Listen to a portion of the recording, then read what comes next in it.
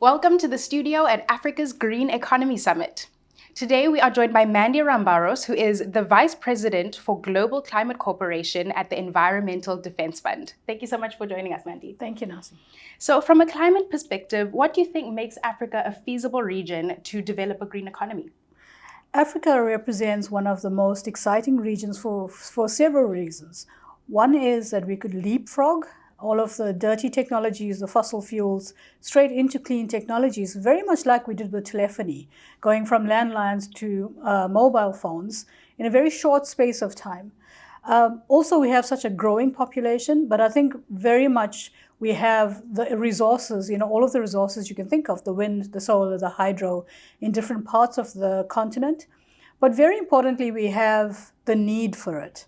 We have a young population, a growing population, but we also have 670 million people throughout the continent without access to energy. So if you look at all of those factors, the confluence of all those factors makes it the perfect place for this type of investment. Mm-hmm. And earlier today, you were part of a panel on creating a pathway for increasing the flows of investment for green investment in Africa. So what do you think is a current blockade for the deployment of green investment in the continent? So there's a couple of reasons. A lot of people say that renewables are cheap. We should just invest in it. Renewables are cheap if you look at comparing it with putting in a new coal plant or a new nuclear plant or a new gas plant.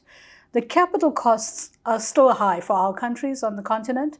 So investing in renewables, the upfront capital cost is something we don't have.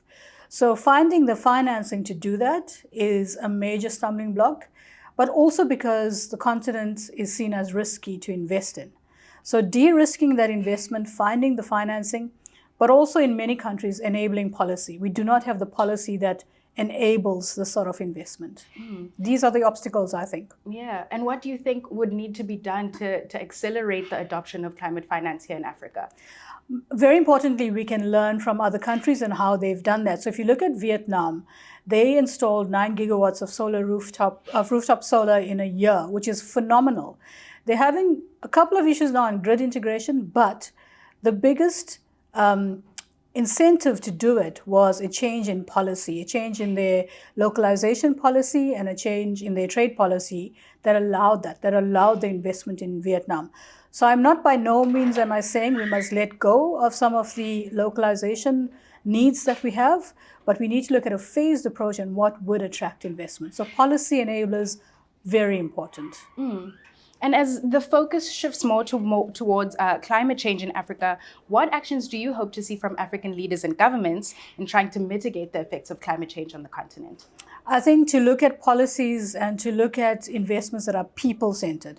Very important. One of the things we drive at Environmental Defense Fund is to drive a vital earth for everyone that is people-centered. So all of the work we do is very much underpinned by sound science and sound economics, but putting people at the center. And I think our leaders in Africa need to make sure that that is their mantra, that how do we make sure that all of the investments we have on the continent actually put people first and are actually about uplifting people rather than enriching my friends.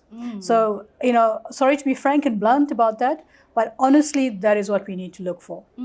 Now, thank you so much for your insights on making sure that policies in Africa are people-centered. And I really hope that we have some African leaders who are watching out there today.